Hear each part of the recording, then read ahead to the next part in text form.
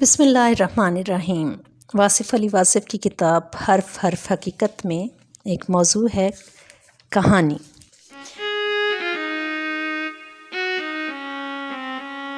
یہ جیون ایک کہانی ہے اور یہ کہانی بڑی پرانی ہے۔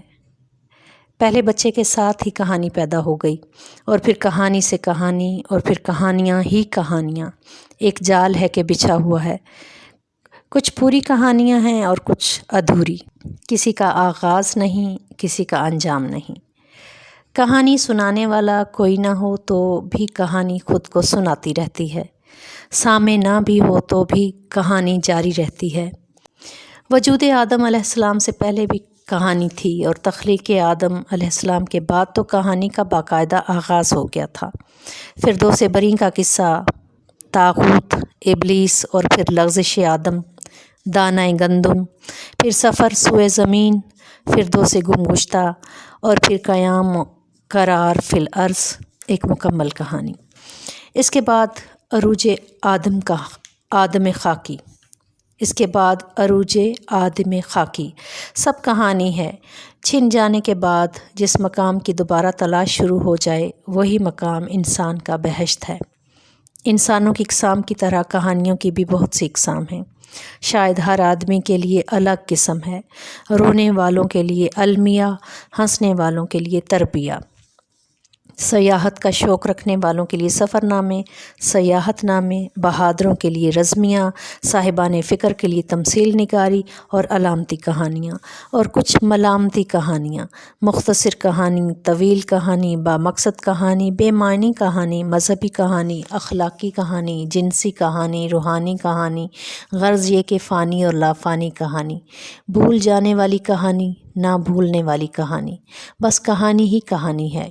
کسی علاقے میں جاؤ وہاں کی علاقائی کہانی، کہیں بھی نہ جاؤ تو تصوراتی اور تخیلاتی کہانی۔ انسان میں جب تک کہانی سننے کا شوق ہے کہانی رہے گی۔ ہم ایک دوسرے کو کہانیاں سناتے رہتے ہیں، اپنی اپنی داستان، اگر یہ ممکن نہ ہو تو پھر وہی ایک دفعہ کا ذکر۔ کہانی سننے کا شوق بچپن ہی سے پیدا ہوتا ہے اور یا کر دیا جاتا ہے۔ تمام لائبریریاں کہانیوں سے بھری ہوئی ہیں۔ سائنس کے ارتقاء کے ساتھ سائنسی کہانیاں شروع ہو گئیں۔ انسان کہانیوں سے بچ نہیں سکتا۔ انسانی کہانیاں نہ ملے تو جانوروں کی کہانیاں موجود ہیں، دانائی اور حکمت کے خزانوں کے ساتھ، مثلاً پیاسا کوا، لالچی کتا، اتفاق میں برکت، بے وفا دوست اور ریچھ اور نادان اور دانا بکریوں کی کہانی، جو کچھ اس طرح سے ہے۔ کہتے ہیں کہ ایک پہاڑی نالے پر ایک نہایت ہی تنگ پل تھا، مشکل سے پاؤں رکھا جا سکتا تھا۔ ایک دفعہ دو نادان بکریاں آمنے سامنے سے پل کے درمیان تک آ گئیں۔ جگہ تنگ تھی، دونوں نہیں گزر سکتی تھیں، واپس جانا بھی مشکل تھا، ایک دوسرے کو کوسنے لگیں، تم نے میرا راستہ روکا ہے۔ جھگڑا شروع ہو گیا، باتوں باتوں میں سینگوں کا استعمال شروع کر دیا اور پھر دونوں دھڑام سے نیچے گر گئیں۔ کچھ دیر کے بعد دو دانا بکریاں آمنے سامنے سے پھر درمیان میں آ گئیں۔ انہوں نے غصہ کرنے کی بجائے صورتحال کا جائزہ لیا، سینگوں کی بجائے عقل سے کام لیا، اور ایک بکری بیٹھ گئی اور دوسری نے اس کے اوپر سے گزر کر اپنی راہ لی، دونوں بچ گئیں۔ وہ دن گئے جب بچوں کو اسکولوں میں گلستان بوستان کی کہانیاں پڑھایا کرتے تھے اور نتیجہ یہ ہوتا تھا کہ بااخلاق معاشرہ پیدا ہوتا تھا۔ اور آج جو کچھ ہو رہا ہے ویڈیو کی کہانیوں کا اثر ہے۔ جنسی تشدد اور دہشت گردی پہلے فلموں میں دکھائی جاتی تھی اور پھر سماج میں اسے دکھایا جا سکتا ہے۔ پہلے فلموں میں دکھائی جاتی تھی اور پھر سماج میں اسے دیکھا جاتا ہے۔ جب ذہن پختہ ہو جائے تو اصلاح کا امکان کم ہو جاتا ہے۔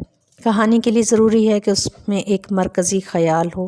مثلاً پاکستان کی کہانی میں مرکزی خیال اقبال رحمۃ اللہ علیہ کا ہے۔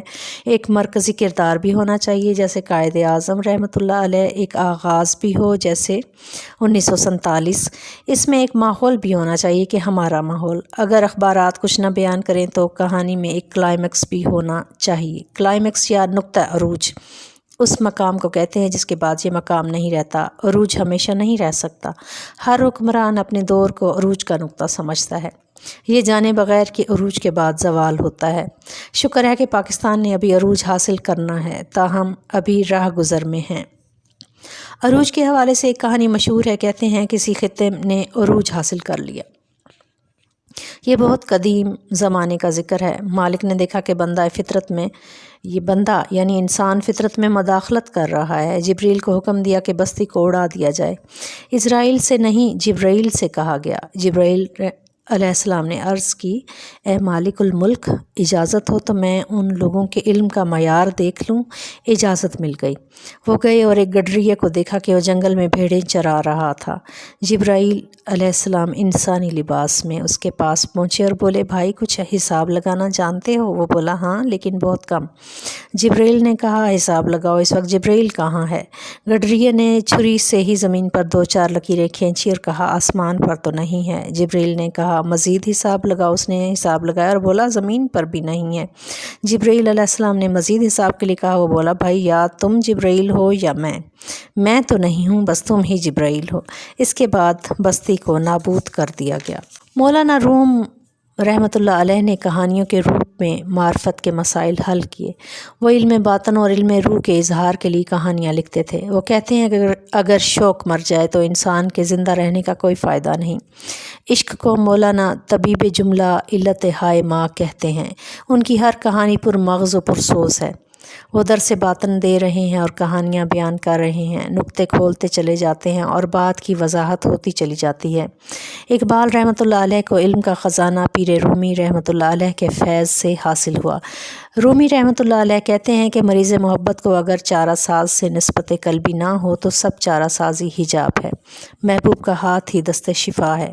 یہی عالم قوموں کا ہے۔ اگر قائد محبوب ہو تو ہر نسخہ شفا ہے، ورنہ بے تعلق ہجوم چارہ گراں مرض کے اضافے کا باعث بنتا ہے۔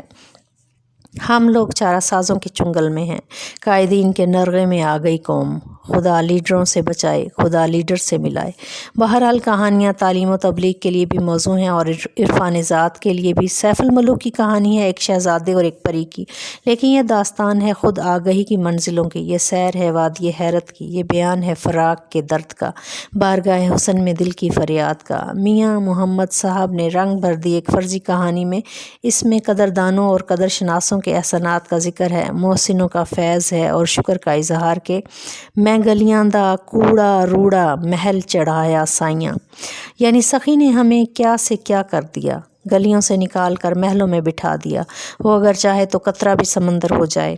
بڑے عرفان کی داستان ہے، بڑے درجے کا بیان ہے، کہانی ہے لیکن معرفت کی داستان۔ کہانی کے روپ میں اصل کہانی ختم ہوتی جا رہی ہے۔ ہم داستانیں سنتے سناتے کہیں خود بھی کسی داستان کا حصہ نہ بن جائے۔ ہمیں ہر لمحہ بیدار رہنا چاہیے۔ ہمارے ہاں بھی بڑے جادو بیاں داستان گو موجود ہیں۔ غریبوں کو امیر ہونے کا کاذب مژدہ سنانے والے داستان گو غریبی میں مزید اضافہ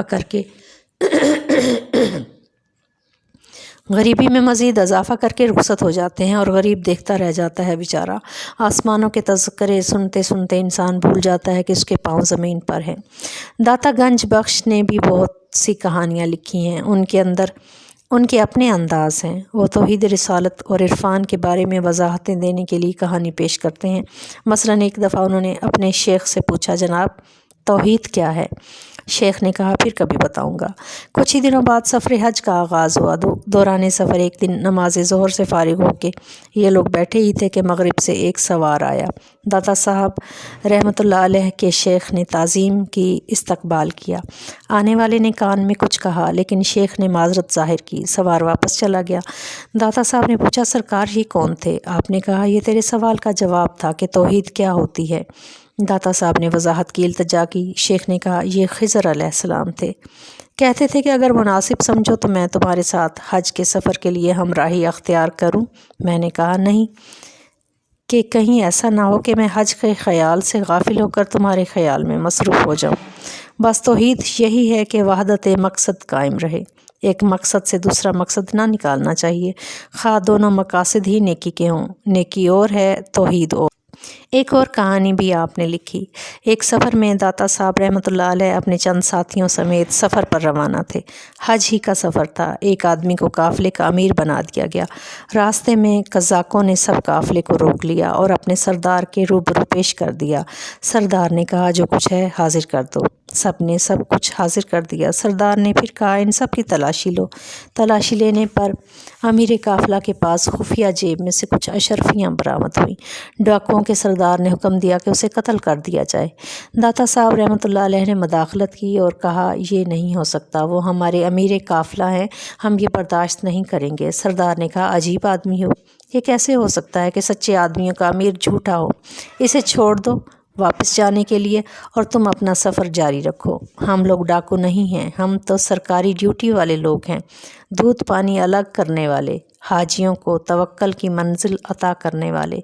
आइंदा याद रखना, सालार कारवां के लिए ज़रूरी है कि वो सादिक हो, अमीन हो। झूठे सालारों ने ही तो मिल्लत का बेड़ा गर्क कर रखा है। जहाँ कहानियों ने बातन रोशन किए, वहाँ कहानियों ने ही फसादात फैलाए। मिल्लत इस्लामिया को टुकड़े टुकड़े करने में कहानियों का हिस्सा है। मसलन एक दफ़ा एक आदमी ने दूसरे से पूछा, भाई आपने वो कहानी सुनी है? दूसरे ने कहा, नहीं भाई, मैंने दूसरी कहानी सुन रखी है, बस कहानी ख़त्म हो गई। लेकिन ये क्या कहानी हुई? ये तो बड़ी कहानी है कि एक आदमी ने एक किताब पढ़ ली और वो एक फ़िरका बन गया, दूसरे ने दूसरी कहानी पढ़ ली और दूसरा फ़िरका बन गया, जिसने जो किताब पढ़ ली वो अलग फ़िरका बनता चला गया। कहानियाँ जारी हैं और फ़िरके बनने का काम भी जारी है। अभी कल ही की बात है कि हम एक खुदा, एक रसूल और एक कलमे से आगाज़ कर रहे थे इस्लाम का। अब थोड़े ही अरसे के बाद बन गए 70 फ़िरके। किसने बनाए? कौन है हम में जो इमाम हुसैन अलैहिस्सलाम के काफ़िले में मौजूद था और कौन है जो यजीद के साथ मौजूद था? हम सब नामौजूद थे और कहानियाँ जन्म ले रही हैं, कलम चल रहे हैं और सदाकत कलम हो रही है। फ़िरका परस्तों की कहानी दरमियान से शुरू हुई और उसे दरमियान में ही ख़त्म कर देना चाहिए। ये बहुत काफ़ी है कि हम कलमा तौहीद की मरकज़ियत पर यकीन रखते हुए मिल्लत वाहिदा हो जाए। पाकिस्तान की कहानी जो इकबाल रहमतुल्लाह अलैह की बुलंद ख़याली से शुरू हुई है, उसे बुलंद इकबाली हासिल होना चाहिए, वरना कुछ नहीं।